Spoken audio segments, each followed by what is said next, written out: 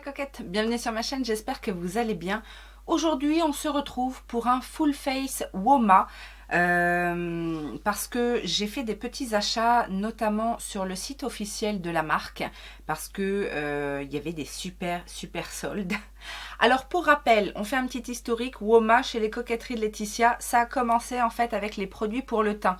Pour rappel, j'avais testé le fond de teint l'anti-cerne. L'anti-cerne qui était très fortement recommandé par Marion Caméléon, je vous le rappelle, et qui n'ont pas fonctionné sur moi. En tout cas, je n'ai pas été transcendée par ces produits-là, mais je ne me suis pas arrêtée là. J'ai voulu tester de nouveau la marque. Pour information, la marque est vendue sur Beauty Bay, ça c'est sûr. Mais est-ce que je ne l'ai pas revue ailleurs sur Look Fantastic ou Feel Unique? Look Fantastic ou Cult Beauty? Cult Beauty peut-être. Bref, ça c'était mes premiers tests. Produits pour le teint, pas très concluants, mais on va leur redonner une chance parce que ça commence à faire quelques mois maintenant que j'ai utilisé ces produits. Comme vous pouvez le voir, j'ai beaucoup hydraté ma peau. Oui, parce que je reprochais à ces produits-là de ne pas être très hydratants en fait. Donc, bon, on va retester. Aujourd'hui, on est là pour un full face. On redonne une chance à ces produits-là et on va tester quelques petites nouveautés. Alors, rappelez-vous, il n'y a pas très longtemps, dans un méga haul, je vous présentais la Black Magic Carnival. Donc, une des dernières palettes qu'a sorti la marque en collaboration avec Patrick Star. À chaque fois, j'ai du mal avec lui. Patrick Star et l'autre youtubeuse américaine, je ne sais plus. Enfin bon, bref. J'avais eu cette palette en solde sur Beauty Bay à 36 € je crois au lieu de 51 parce que je vous le rappelle, les produits Woma ne sont pas très donnés, n'est-ce pas? Et quand ils ont fait des soldes sur le site, quand je vous dis des méga soldes, c'est des méga soldes. J'en ai profité pour reprendre une palette un peu plus nude cette fois. Il s'agit de la Poise, je ne sais pas comment on le dit. Donc c'est le même format de palette et là pour le coup on est sur des teintes beaucoup plus nude avec un très joli bleu. Je vous ferai des close-up bien évidemment des palettes. Alors au départ c'était pas celle-ci que je voulais, c'était la Savage qui a un très joli rouge, etc. Mais ils étaient en rupture de stock et ils m'ont proposé de m'envoyer celle-là à la place. Donc j'ai dit oui, sachant que j'ai payé la palette 12,95 €. Donc je vous dis, c'était des super soldes sur le site. Et j'ai également pris un autre produit pour le teint que je n'ai pas vu. Oh, remarque, si, peut-être qu'il est sur Beauty Bay, mais en tout cas, j'avais pas craqué. Mais là, j'ai craqué pour leur stick double embout, en fait, de contouring. Donc, d'un côté, ça s'appelle le Double Take Sculpt and Strobe. Donc, moi, que j'ai pris en teinte Fair Lady. Et c'est un stick, en fait, highlighter et contouring. Donc, on a bien un côté assez foncé pour le contouring et un autre côté strobe qui est censé donner de la lumière, qui est plutôt doré, hein. Donc on va voir ce que ça donne. Donc ça j'ai voulu tester. Pareil, c'était très bien soldé, je crois que je l'ai eu à 8,95 €. J'ai également pris des rouges à lèvres. Alors ce sont les rouges à lèvres Badass Matte Lipstick, je crois que ça s'appelle. C'est pareil, c'est pas donné, mais moi, ils étaient rendus à 5 €, enfin 4,95 €. Donc c'est pour ça que je me suis laissée tenter. J'ai pris 3 teintes assez foncées et un gloss. Donc le gloss, c'est le Boss Gloss, je crois. Donc je vous mets les swatchs en même temps que je vous parle. Donc on a 3 teintes très foncées dans les prunes. Alors, je ne sais pas trop ce que ça va donner, hein. Je ne les ai pas testés sur les lèvres, mais en swatch, il n'y en a qu'un sur les 3 mat qui m'a paru bien. Les autres, on verra, hein. On va pas se foirer dès le début, hein. On part pas avec des a priori. Et le gloss par contre a l'air très bien, et ce que j'ai pu remarquer également par rapport au swatch, c'est que c'est une couleur intense et il y a un petit côté stain aussi, parce que quand j'ai voulu démaquiller, la couleur est quand même bien restée. Donc voilà, je pense qu'il y a une très bonne pigmentation sur ces gloss. Maintenant on va voir au niveau du rendu. Alors Total Look, sachant que j'ai un petit a priori sur les produits teints. que j'ai un petit a priori sur les produits lèvres, mais on va voir ce qu'il en est des fameuses palettes, parce que je vous disais 51 € une palette de... Combien il y a de fards? 10 fards. Voilà, j'attends quand même un petit peu de... Hein, on est d'accord sur ce coup-là.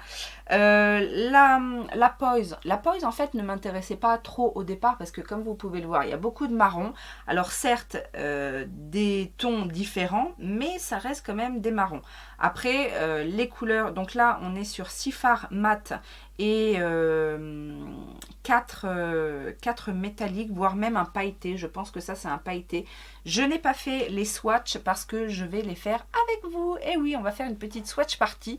Allez, c'est dimanche, on fait la fête, on est là, on prend son petit déj tranquille ou autre chose d'ailleurs. Mais on est là pour un petit moment. Donc c'est parti pour les swatch party de la Poise.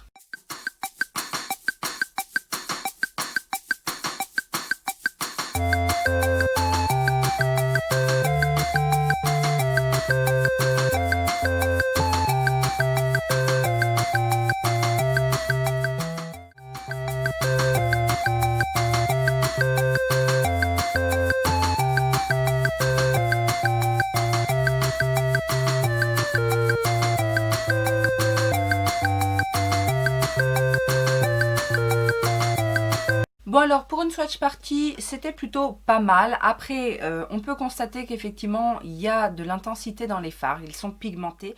Maintenant, je dois dire que j'ai quand même un petit doute sur ces deux couleurs là parce que je les trouvais effectivement à l'œil nu comme ça très proches.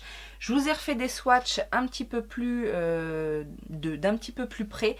Il n'y a vraiment pas une grande différence de sous-ton hein, sur ces deux couleurs-là.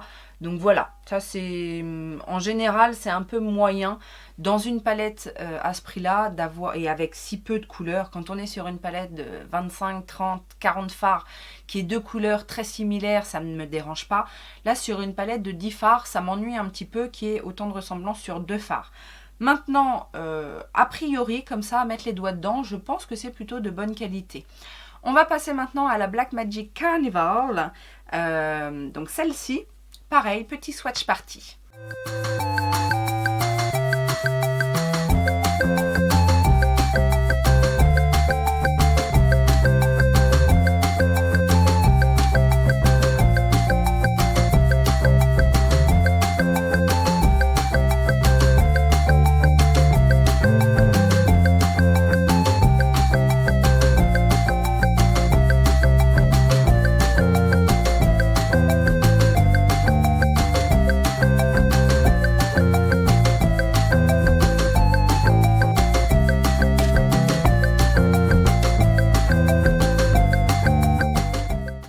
Alors encore une fois, les swatchs se passent pas trop mal. Là, je dois dire que y a de la pigmentation dans ces fards-là. Les lumineux sont très beaux. D'ailleurs, je vous ai refait quelques swatchs de plus près pour que vous puissiez bien voir la luminosité des fards. Alors bizarrement, mis à part celui-ci qui est crémeux, les autres sont plutôt poudreux et ils sont très pailletés. Et justement, j'ai peur de voir un petit peu comment ça se travaille au pinceau, au doigt, mouillé ou pas mouillé. Je vous ai quand même fait le swatch donc du doré dans la palette Carnival avec le swatch du doré dans l'autre palette, la palette Poise, pour que vous puissiez voir les deux. Alors il y en a un plus intense que l'autre et celui de la palette Poise est plus crémeux que celui de la palette Carnival. Mais bon, en termes de couleur, là, je sais pas si vous vous rendrez bien compte, mais il n'y a pas une grande différence en fait au niveau du ton du doré. La seule chose, c'est au niveau de la texture. C'est pas la même texture. Celui de la palette Poise, c'est vraiment plus crémeux en fait, et plus chargé peut-être en paillettes, alors que l'autre est plus métallique et plus fin. Alors, je dois avouer, mis à part peut-être les couleurs mat marron qui se ressemblent, mais au niveau des textures, on n'est pas tout à fait dans la même intensité, j'ai l'impression, dans la palette Carnival. Le rose et le jaune sont très intenses. Maintenant, le orange, bof, hein, on va voir comment il ressort, enfin si je l'utilise, mais oui, il n'y a pas de raison que je l'utilise pas. On va essayer de faire quelque chose bien coloré. Bah écoutez, j'ai envie de vous dire let's go, et puis on va voir un petit peu ce que ça donne à l'utilisation surtout, et une fois qu'on va pouvoir mettre les pinceaux dedans et les poser sur la paupière. Alors pour commencer, je vais remettre encore une couche d'hydratation sous mes yeux parce que de mémoire, le correcteur, l'anti-cerne était vraiment très asséchant sous mon dessous de l'œil. Donc on ne veut pas ça. Non, non, non, on ne veut pas ça du tout. Donc je remets un petit peu d'hydratant. Hop. Et on va y aller tout de suite avec le... Alors il est peut-être un petit peu clair pour mon teint du moment. Mais bon, c'est pas grave, on va faire avec. Pour rappel, j'ai la teinte Fair Lady T3C. Et on va y aller à l'éponge. Parce que on n'est pas à ça près.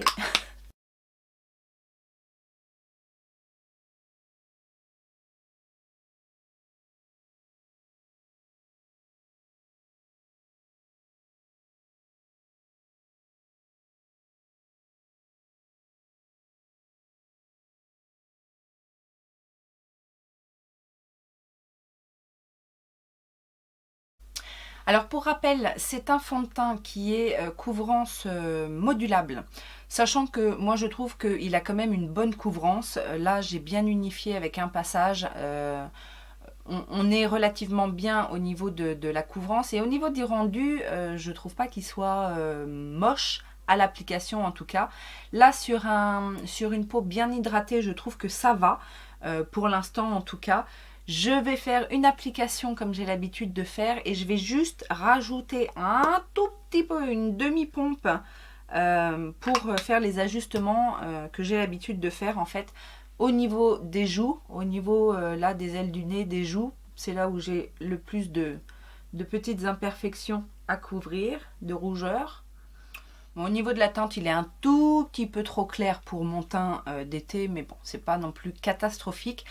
Pour le moment, on va dire que c'est bien, mais dans mes souvenirs, c'était plutôt à l'utilisation à la longue que je le trouvais un peu desséchant, sachant que pour rappel, j'ai la peau normale a tendance à se déshydrater et c'est ça le problème en fait, c'est qu'il avait tendance à me déshydrater la peau alors qu'il est censé être hydratant je crois.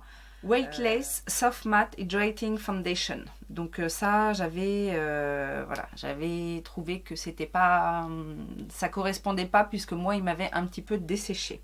On va passer maintenant au correcteur, donc le Walk Concealer. Donc celui-ci est censé être un correcteur donc couvrant, mais aussi très longue tenue. Et je pense que c'est pour ça il sèche et que il fait pas. Alors pour rappel, c'est un gros embout comme ça. Alors je vais pas en mettre de trop, hein. On va juste hop hop mettre des petites pointes le long du cerne. Hop. Et pareil, je vais venir le travailler dans un premier temps avec l'éponge et après je vais le fondre au doigt pour vraiment essayer de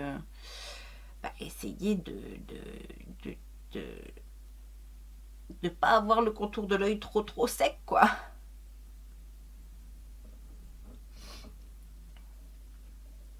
Alors pareil, hein, ce correcteur, c'est pas au niveau du résultat sur la peau que je lui en veux. C'est vraiment au niveau du rendu. Je pense que voilà, c'est pas fait pour les personnes qui ont des ridules ou des zones de déshydratation. C'est pas ce qu'il y a de plus. Mais bon, on va peut-être être surpris. Hein. Il va peut-être mieux se comporter sur une peau très hydratée. Donc je fonds bien. Ça permet d'avoir un effet un petit peu plus naturel et puis justement que il fiche pas les ridules. Parce qu'après, en termes de rendu, il est plutôt là comme ça. C'est plutôt pas mal. Jusque là, pas de souci, mais je vous dis, en général, c'est plutôt en séchant que ça commence à se... Mais Laetitia, arrête d'être pessimiste. Ça se trouve, ça va bien se passer cette fois-ci. On va cette fois faire du contouring, donc avec le fameux petit stick double embout, le double take. Donc on va commencer par le contouring. Donc je vais en mettre Ouh, c'est foncé. Alors, je vais pas en mettre beaucoup parce que ça m'a l'air effectivement un peu foncé. Et je vais voir, je vais le travailler avec mon éponge, quitte à déplacer. Ouais, voilà.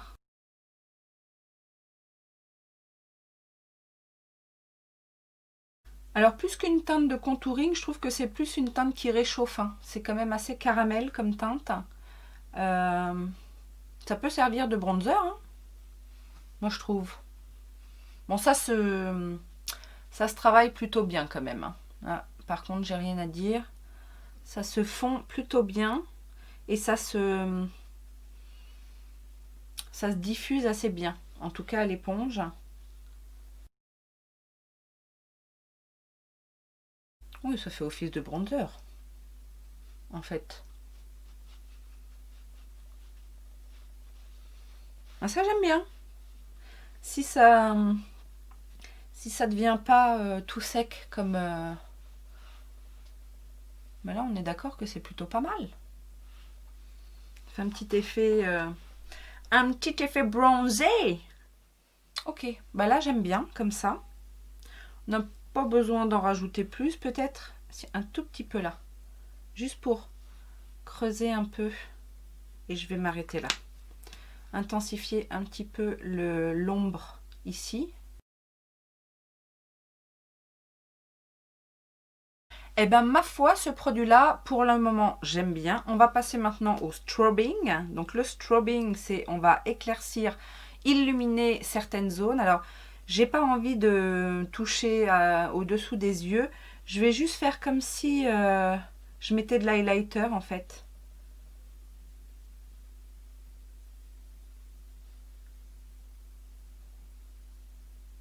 Pour le coup, c'est un joli highlighter doré. J'ai l'impression que le stick strobe est un peu plus crémeux que le contouring. Alors par contre c'est très doré, donc je pense que là ça va être bien pour la période estivale, mais je pense que ça va être trop doré pour l'hiver. Avec mon teint d'hiver, je pense que ça va dénoter. Mais en tout cas, pareil, ça s'estompe assez bien. C'est pas... Ça illumine, mais c'est pas... Déjà, c'est pas pailleté, hein. Et non, c'est pas mal. Ça va. Franchement, ça va. Si ça tient bien, c'est plutôt pas mal. Ouais, non, là-dessus, là, le teint est plutôt pas mal. Je dois l'avouer. Après, au niveau du fond de teint, je reviens là parce que ça a eu le temps un petit peu de sécher et de vivre. C'est clairement pas un fond de teint qui va venir flouter les pores, ça je vous le dis tout de suite. Et voilà, pas grande amélioration au niveau du grain de peau en tout cas. Mais là, pour le moment, si au niveau... Au niveau du correcteur, ça y est, je vois que ça commence un petit peu à... Alors là, ça va à peu près. Mais là, ça commence à marquer mes petites ridules. Donc, bon, là-dessus, je crois que définitivement, le correcteur n'est pas pour moi. On va essayer de poudrer tout ça et on continue avec les yeux. Nous revoilà de plus près, j'ai terminé mon teint, j'ai fait mes sourcils, etc. Tout ça, vous retrouverez les produits en barre d'informations. Et on va maintenant s'attaquer aux yeux. Alors, je n'ai pas mis de base exprès pour voir un petit peu comment se comportent les fards Woma sur paupières nues. Et je ne sais pas trop ce qu'on va faire, mais j'ai bien envie de faire quelque chose de coloré. Donc, peut-être jongler, comme il y a pas mal de neutres dans la pose, peut-être jongler avec la pose pour définir le creux, etc. Mais sinon, j'ai bien envie de faire quelque chose de coloré et de lumineux avec la Carnival. Je vais commencer avec une teinte de la Carnival. Cette teinte-ci, pour définir le creux, c'est la teinte Oruro. Oruro, je sais pas comment ça se dit. Donc je prélève avec un Sigma E35, donc un un pinceau assez fluffy estompeur et on va commencer à définir le creux. Alors oui, c'est bien ce qui me semblait, c'est quand même bien pigmenté. Maintenant, est-ce que ça se travaille facilement? C'est très pigmenté.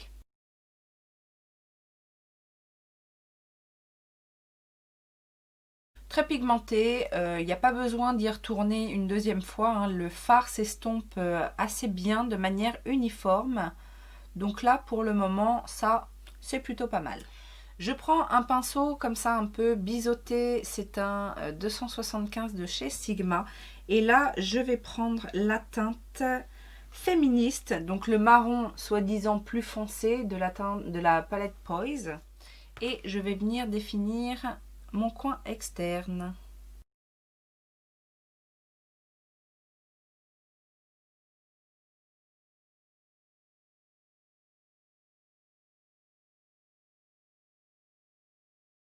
Alors là, par exemple,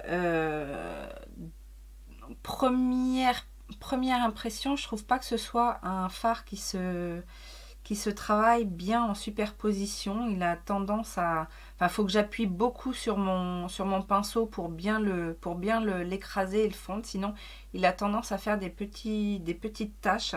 Je sais pas si ça se verra, mais là, par exemple, au bout, là, j'ai l'impression que ça fait des petites taches. Et c'est un peu compliqué à blender dans l'autre couleur.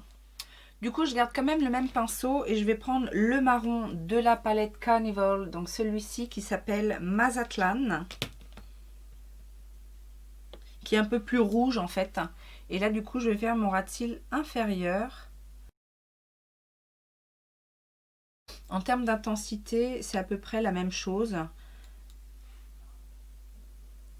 C'est juste qu'au niveau de la teinte, il est un peu plus rouge, rouge bordeaux ce fard.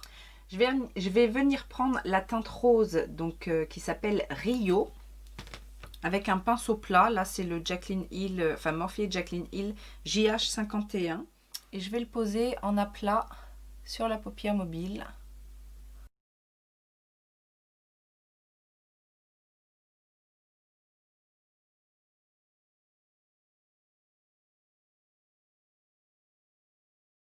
La couleur est jolie, elle se construit en fait. Je pense qu'il faut... Alors, c'est souvent le cas avec ce genre de couleur un peu néon. C'est-à-dire que sur paupière nue en tout cas, je dis pas peut-être que sur une base accrochante ce serait différent, mais sur une paupière nue, c'est le genre de couleur qu'il faut venir apposer et ça va. C'est pas le fard le plus facile à travailler dans ces teintes-là, mais ça va. Avec l'autre côté du pinceau, cette fois, je vais reprendre le orangé, le Notting Hill, pour voir justement s'ils se font bien avec le rose. Et finalement, il est un peu plus intense qu'au swatch, hein, au pinceau. Alors par contre, je trouve quand même que ces fards-là sont un peu, vous savez, un peu comme de la craie. Et il faut faire attention avec ces textures-là parce que ça peut parfois tourner un peu au cauchemar. Fonction de ce qu'on met sur la paupière, en dessous des fards. Je reprends un peu du rose et je viens fondre les deux couleurs entre elles. Pour finir, je prends un petit pinceau mousse. Bah oui, il faut au moins ça, je pense. Et je vais prendre la teinte jaune qui s'appelle Barbados de la palette Carnival. Et je vais venir travailler mon coin interne. Alors, avec l'embout mousse, le jaune est pas mal. Après, il est quand même un petit peu plus canari sur la paupière que dans le pan. Dans le pan, il paraît plus fluo, alors que sur la paupière, il est quand même plus jaune canari. Mais c'est un très beau jaune et franchement, pour l'utilisation que je veux en faire, ça fonctionne plutôt bien. Donc voilà ce que ça donne au niveau des fards mat. Bon, c'est pas... j'ai vu mieux. On va quand même jouer un petit peu avec la lumière et j'ai bien envie de rajouter sur ma paupière, paupière mobile, cette petite teinte qui s'appelle Tenerife au doigt. Ouais, j'ai bien envie d'essayer au doigt, voir ce que ça donne.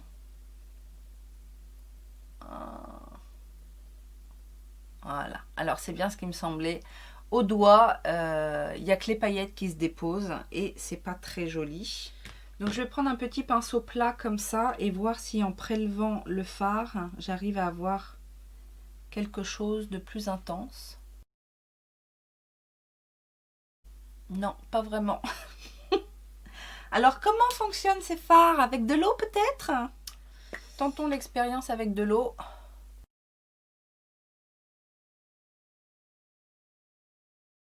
Je vais tenter le fard du milieu, là, doré, Baya, avec l'embout mousse, au coin interne pour illuminer, pour mettre un petit peu de lumière, de paillettes sur le jaune. Ouais, ça fonctionne. Alors peut-être à l'embout mousse, est-ce qu'on n'essaierait pas, le fard lumineux à l'embout mousse? C'est pas... Non. Alors est-ce que ça vient de ce fard là? Je ne sais pas. Mais c'est pas très concluant. Je termine tout ça et je reviens. Me revoilà, une fois tout terminé. J'ai un peu galéré quand même avec les fards Woma. Sur la bouche, j'ai décidé de mettre un des rouges à lèvres mat qui, je pense, allait bien avec, le look des yeux. C'est la teinte Fun Milayo, donc c'est le plus prune que j'ai choisi. Enfin, le plus prune des trois que j'ai acheté. J'essaierai entre deux de tester le gloss pour vous mettre une petite annotation dessus. Je dois avouer que pour cette fois-ci, pour l'instant, au niveau du fond de teint, ça n'a pas été catastrophique au niveau du rendu. Là, en plus, je l'ai poudré, le temps a passé, etc. Et j'ai pas l'impression que ça m'assèche la peau. Mais je vous rappelle, j'avais la peau super hydratée. J'avais bien mis dose d'huile et de crème hydratante avant. Donc c'est peut-être un peu pour ça. Après, je pense que je reste sur ma position que c'est pas un fond de teint qui est conçu pour les peaux d'une déshydratée ou alors à tendance à se déshydrater ou encore moins pour les peaux sèches parce que ça va marquer quand même assez vite. Mais voilà, c'est pas une catastrophe. Le correcteur, pareil, ça j'ai regardé de près. Alors de loin ça va à peu près, mais de près je vois bien quand même, malgré toutes les couches d'hydratation que j'ai mis en dessous, il a tendance quand même à marquer un petit peu les ridules. Donc voilà. Je reste aussi sur ma position que c'est un correcteur qui va aux peaux relativement jeunes, lisses et sans problème particulier, n'est-ce pas? Après, les deux, couvrance, c'est pas mal, ça tient bien aussi hein, dans le temps, ça tient bien, mais voilà, attention à votre peau, s'il y a des ridules, s'il y a des imperfections, etc. Je ne suis pas sûre que ce soit l'idéal pour vous. Au niveau du petit contour, là j'ai trouvé que c'était plutôt sympa, la matière se fond bien, le produit est agréable, les couleurs sont sympas.